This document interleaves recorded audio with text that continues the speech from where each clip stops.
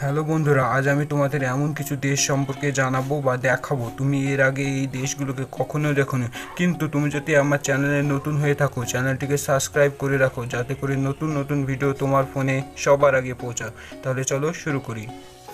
France, যার সরকারি নাম হলো ফরাসি প্রজাতন্ত্র, ইউরোপের একটি রাষ্ট্র। এই রাষ্ট্রটি ঐতিহাসিক ও সাংস্কৃতিক দিক থেকে পশ্চিমা বিশ্বের সবচেয়ে গুরুত্বপূর্ণ জাতিগুলির একটি। আন্তর্জাতিক ক্ষেত্রেও ব্যাপক প্রভাব বিস্তার করেছে এবং বিশ্বের প্রায় সর্বত্র এর প্রাক্তন উপনিবেশগুলি ছড়িয়ে আছে।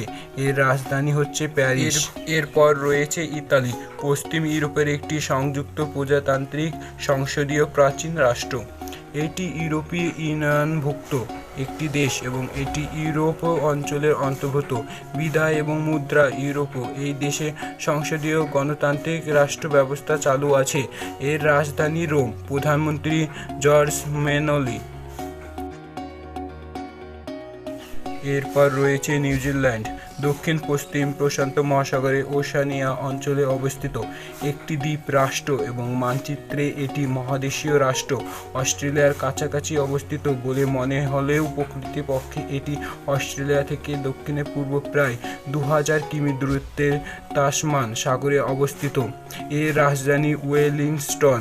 মহাদেশ ওশেনিয়া। এর সরকারি ভাষা মাওরি, ইংরেজি, নিউজিল্যান্ড ইশারা ভাষা। এরপর রয়েছে স্পেন বা স্পেন রাজ্য, ইউরোপ মহাদেশের দক্ষিণ পশ্চিমে কোণে অবস্থিত একটি রাষ্ট্র।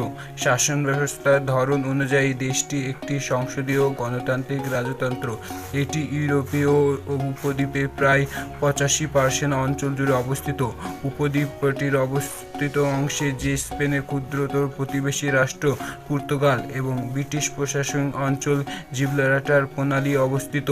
এর রাজধানী মাদ্রিদ। এর মধ্যে আপনার কোন দেশটিকে সবচেয়ে সুন্দর বলে মনে হয়েছে কমেন্ট করে জানিয়ে দিন।